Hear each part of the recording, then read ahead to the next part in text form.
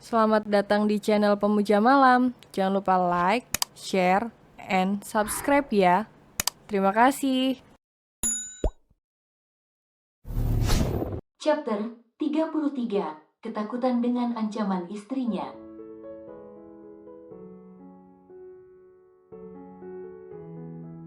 Andra menatap sekretaris barunya dengan kesal. Bilang padaku kalau ini salah.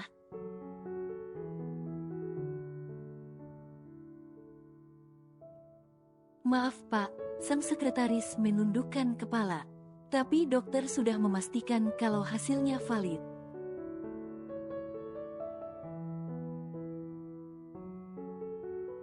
Mustahil, Andra melempar asbatnya ke arah sang sekretaris. Kenapa cowok kampung itu begitu beruntung? Dia sudah mendapatkan Tina, dan sekarang bahkan mendapatkan Bu Elisa. Sia saja rencanaku untuk menguasai harta wanita itu.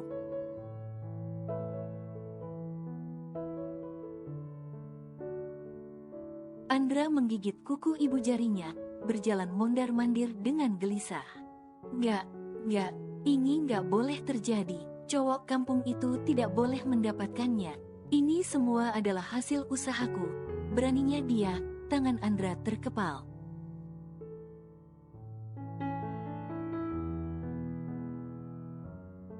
Kau, Andra menunjuk sang sekretaris. Hubungi dokter yang menerbitkan ini. Bilang padanya untuk merubah hasilnya menjadi negatif. Berapapun yang dia minta, berikan. Jika dia tetap tidak mau, ancam dia.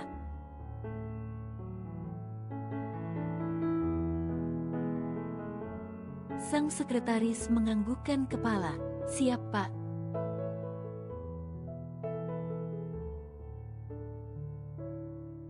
Tunggu apa lagi? Cepat pergi sana. Andra menggebrak meja di depannya dengan kesal. Sang sekretaris segera keluar dari ruangan untuk menjalankan perintah.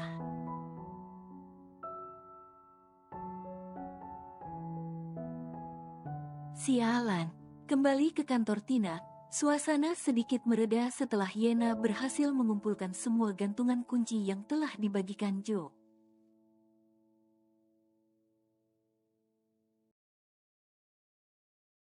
Yena berdiri di depan Tina dengan napas terengah, engah, memegang satu kardus penuh gantungan kunci.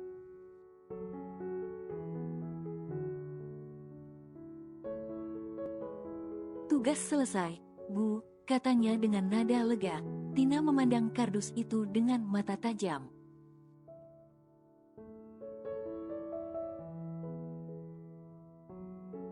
Bagus, pastikan tidak ada yang tertinggal. Jika aku melihat satu gantungan kunci pun di kantor ini, lo tahu apa yang akan terjadi.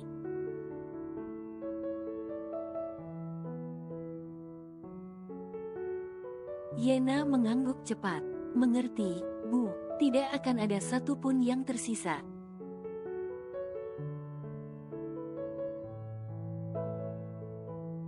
Tina tersenyum puas. Sekarang, kembali bekerja. Ingat, jangan sampai suamiku tahu akan hal ini.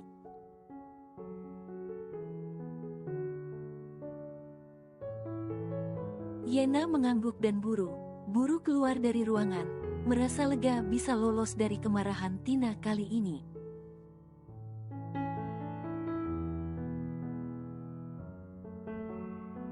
Fiuh, Yena menghela napas panjang.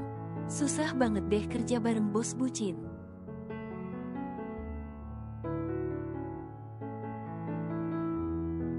Di kediaman Bu Elisa, pemilik brand kecantikan Elixir, tampak seorang wanita paruh baya terbaring di atas ranjang, sembari matanya menatap keluar jendela.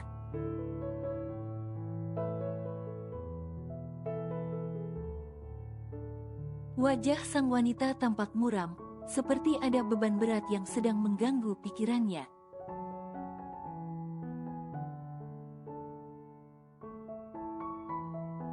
Ma, Nancy membuka pintu kamar, kedua tangannya membawa nampan berisi makanan.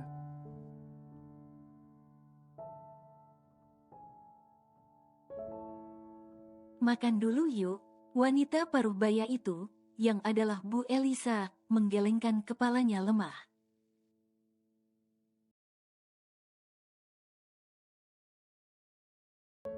Mama tidak nafsu makan rasanya. Ayolah Ma, kan Nancy sudah bilang jangan terlalu dipikirkan masalah itu. Nancy meletakkan nampan ke atas meja, kemudian dirinya duduk di kursi yang ada di samping ranjang.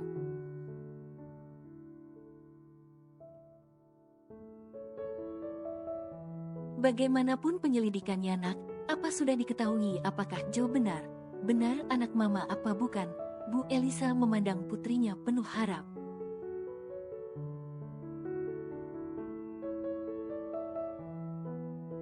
Aku sudah minta tolong pada Andra Ma. Mama tenang saja, Andra bilang, ia sudah menerima hasilnya dan akan segera menyampaikan ke kita.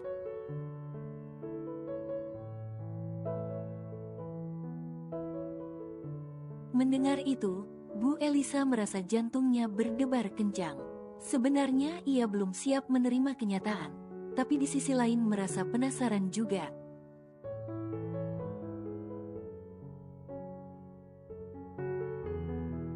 Bagaimana jika Joe benar anak yang selama ini dirinya rindukan?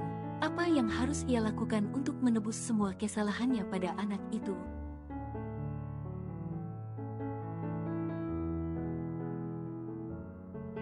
Pintu kamar diketuk perlahan, seorang pelayan masuk bersama dengan Andra. Sayang, pas sekali, kami baru saja membicarakanmu. Nancy menyambut pacarnya sambil tersenyum lebar. Andra membalas dengan memeluk Nancy.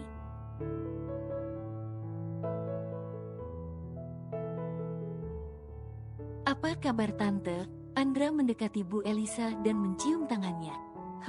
Bu Elisa menjawab singkat. Sejujurnya, ia agak tak setuju putrinya berpacaran dengan seorang Andra Pangastu.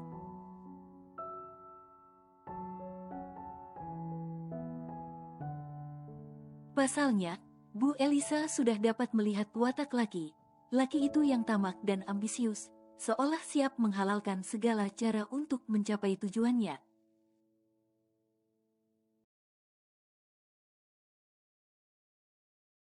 Bagaimana hasilnya? Tanya Bu Elisa to the point. Ia merasa jengah kalau harus berbasa basi.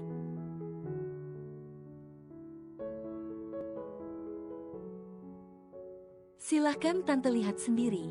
Andra menyerahkan amplop coklat berisi hasil tes DNA kepada Bu Elisa. Bu Elisa menerimanya dengan gugup.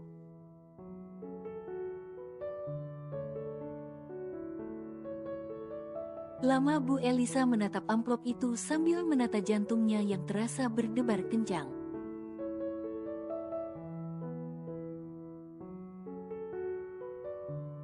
Setelah beberapa kali menarik napas panjang, Bu Elisa membuka pengait pada amplop, mengeluarkan selembar kertas.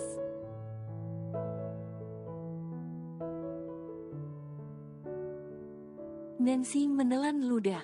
Ia juga merasa penasaran akan kebenarannya. Benarkah dia bersaudara dengan suami Tina?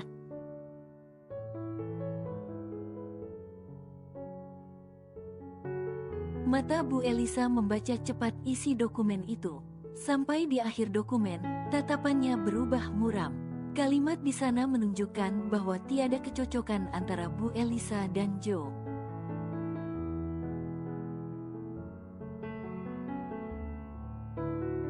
Lalu bagaimana kamu menjelaskan tentang cincin itu? Bu Elisa menatap Andra.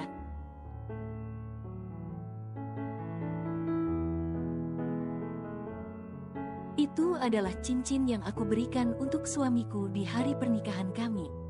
Menurut asumsi saya, orang tua Joe yang menemukannya dari reruntuhan rumah yang sudah terbakar, lalu memberikannya pada sang anak. Lancar sekali Andra mengatakan kebohongan.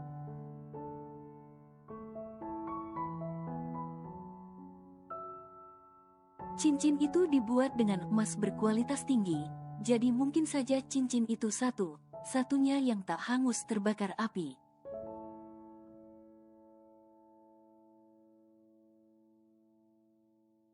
Bu Elisa menundukkan kepalanya, mendengarkan ucapan Andra dengan seksama. Nancy yang menyadari hal itu segera memeluk sang mama.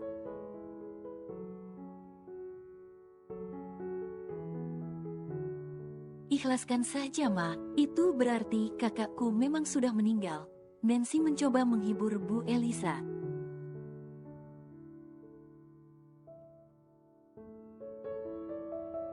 Kita doakan saja dari sini, ya. Bu Elisa terdiam. Entah kenapa, ia masih tak percaya dengan dokumen hasil tes DNA di tangannya.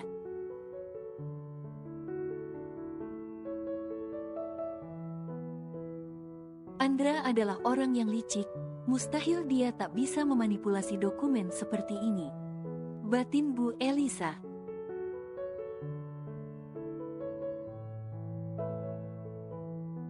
Kamu benar, Nancy. Sepertinya Mama sudah harus mengikhlaskan anak Mama. Andra, terima kasih banyak.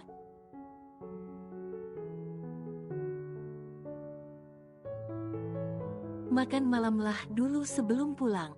Pak, tolong suruh koki untuk menyiapkan makan malam, ujar Bu Elisa pada pelayan yang berdiri di dekat pintu.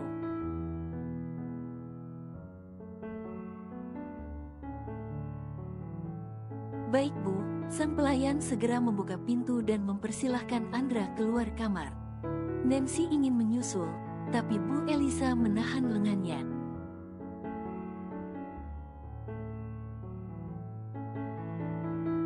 Nancy, Mama ingin minta kamu menyelidikinya sekali lagi.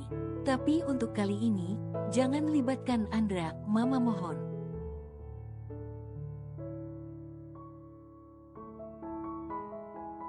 Apa? Nancy mengerutkan dahi. Kenapa, Ma? Bukankah Andra sudah memberikan bukti tes DNA? Itu adalah bukti yang sangat valid, protesnya.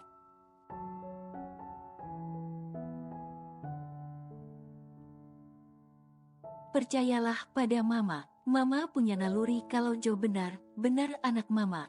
Bahkan wajahnya sangat mirip dengan mantan suami Mama. Mama mohon Nancy, selidiki lagi demi Mama.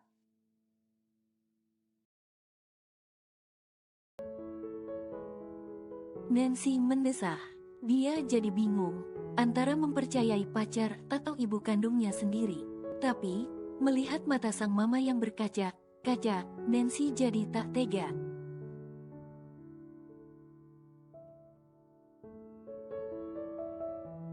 Baiklah Ma, Nancy akan melakukannya.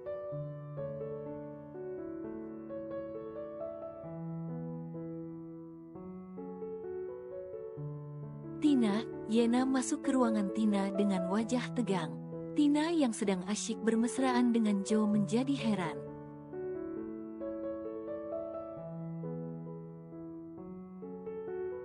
Ada apa, Om? Yena melirik ke arah Joe. Dia tak tahu apakah boleh mengatakannya di depan pria itu.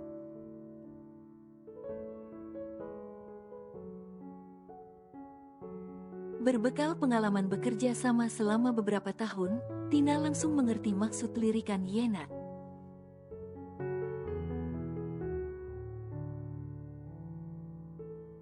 Sayang, Tina menguraikan pelukannya dari pinggang Joe. Aku dan Yena mau membahas kerjaan dulu. Aku boleh minta tolong kamu belikan aku kue di kafe?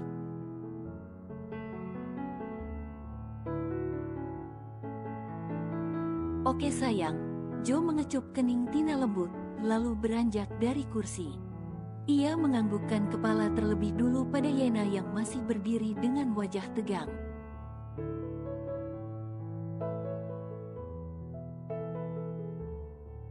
Permisi Mbak Yena. Yena hanya menanggapi dengan mengangguk, tanpa mengucap sepatah kata pun. Setelah Joe menghilang dari balik pintu, barulah Yena duduk di depan Tina.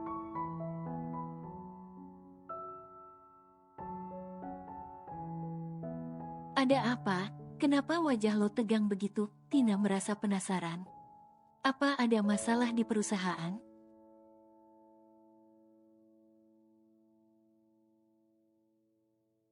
Tidak, Yena menggeleng cepat. Ini terkait dengan penyelidikan yang kamu minta. Pihak perusahaan yang membuat cincin itu sudah mengirim biodata pemesannya.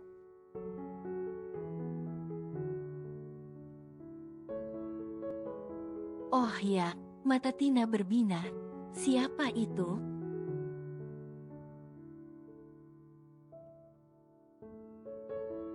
Yena mengeluarkan tabletnya dengan ragu-ragu. Ia membuka salah satu folder sebelum memberikannya ke Tina.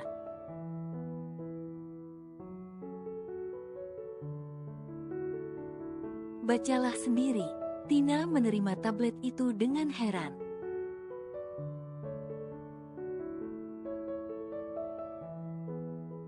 Sebenarnya siapa pemilik cincin itu sampai Yena berwajah tegang begini? Ia pun langsung memfokuskan matanya untuk membaca isi dokumen.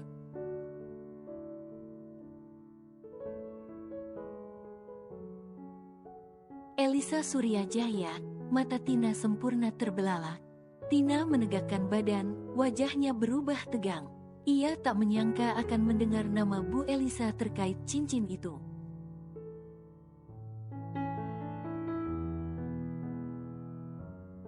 Apa mungkin ini bukan Bu Elisa yang sama?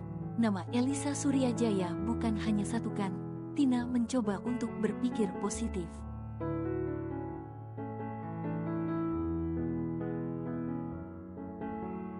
Sayangnya, data lengkap yang diberikan cocok dengan Bu Elisa yang kita kenal.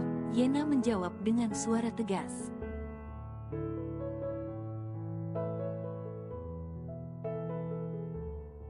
Alamat rumah, nomor kontak, dan beberapa detail lainnya semuanya cocok. Astaga, Tina mengusap wajah.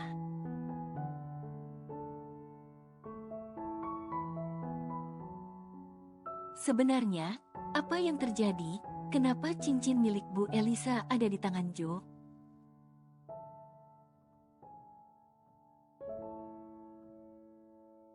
Aku juga menemukan sesuatu yang menarik. Yena mengambil tablet dari tangan Tina, membuka folder lain, dan menyerahkannya lagi.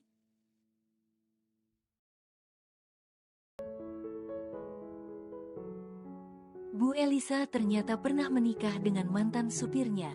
Dia sempat kawin lari selama beberapa tahun sampai punya anak.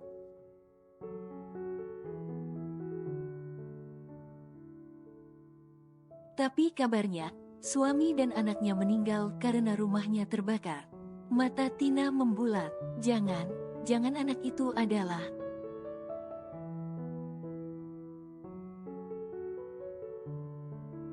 Kita belum bisa memastikannya. Yena menggelengkan kepala. Tapi kalau kita perhatikan lagi, wajah suami pertama Bu Elisa mirip dengan Pak Joe.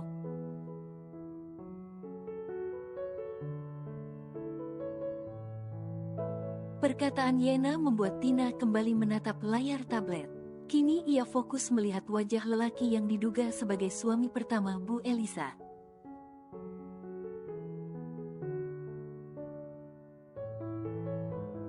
Ternyata benar, wajah lelaki itu ada kemiripan dengan suaminya. Mustahil, saking kagetnya menerima fakta itu, Tina sampai terlonjak dari duduknya.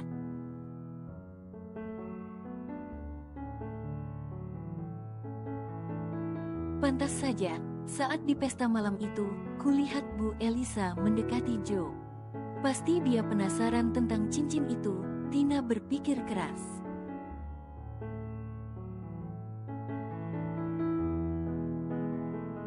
Jadi, apa mungkin Bu Elisa juga sudah menyadarinya dan melakukan penyelidikan? Gumam Tina.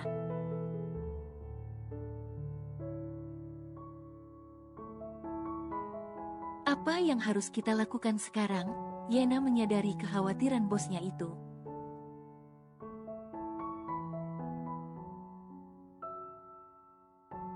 Haruskah aku menyelidiki lebih jauh? Tina terdiam lama. Ia lalu menatap Yena dengan serius.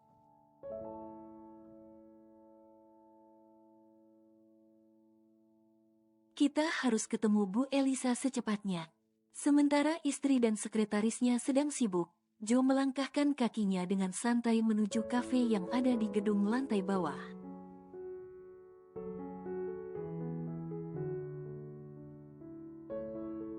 Selama menuju ke sana, Joe beberapa kali bertemu dengan para karyawan, dan seperti biasa ia menyapa mereka semua dengan ramah.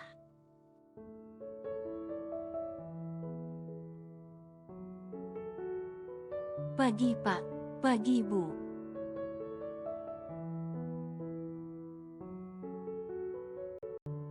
Pagi Mas, Mbak. Tidak ada satupun yang luput dari sapaan Joe. Namun, bukannya membalas sapaan Joe dengan ramah, mereka hanya tersenyum canggung sambil menatapnya takut-takut.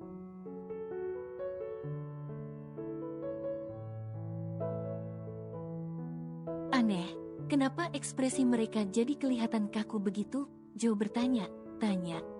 Tapi Joe memilih untuk tidak memikirkan hal tersebut lebih jauh.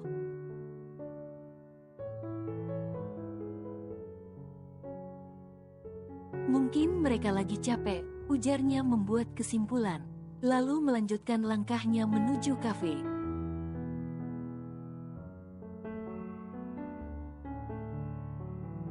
Di depan kasir, tampak ada beberapa karyawan yang mengantre untuk memesan.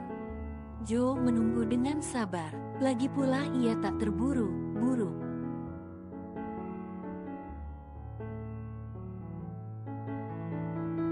Berbeda halnya dengan para karyawan, karena saat mereka melihat Joe, mereka langsung mundur teratur dan mempersilahkannya memesan duluan.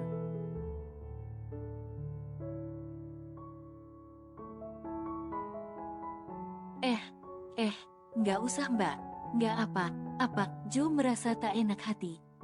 Saya terakhir aja nggak apa kok.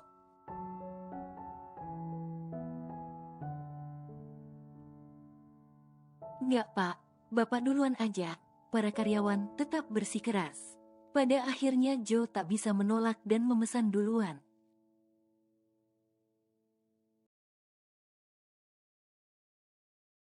Kok, sikap mereka jadi aneh banget ya? Joe berpikir, oh, apa mereka jadi baik karena kemarin aku kasih oleh ya?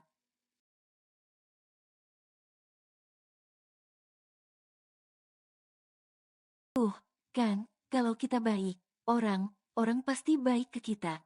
Besok aku kasih mereka apa lagi ya? Joe melangkah dengan ceria.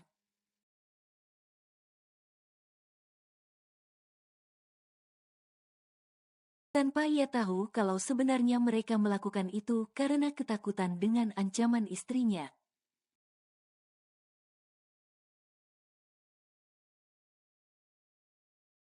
Kembali ke dalam ruangan Tina, di mana dua wanita cantik itu sedang mengobrol dengan serius.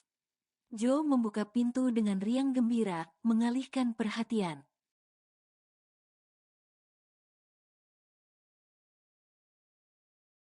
Ini dek kuenya. Joe menghidangkan kue yang baru ia beli ke atas meja, tepat di hadapan sang istri. Kemudian satu lagi di depan Yena.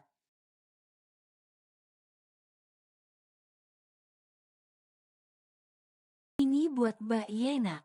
Tina mendelik. Yena sudah menatap kue itu dengan wajah pucat.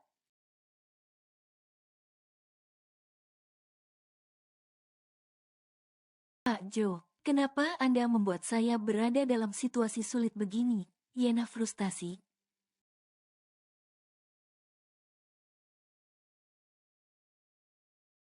Ia melirik Tina dan tampak wanita itu sudah menatapnya tajam, seperti hendak menelannya bulat-bulat.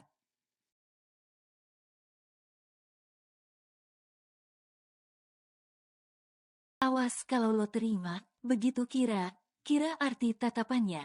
Yena menjadi semakin gundah. Di sisi lain ia tak enak hati menolak pemberian Joe, tapi dia juga takut akan kena amuk Tina.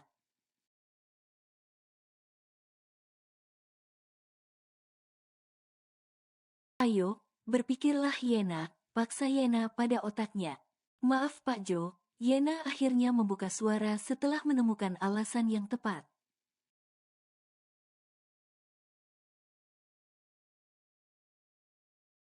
Saya lagi diet.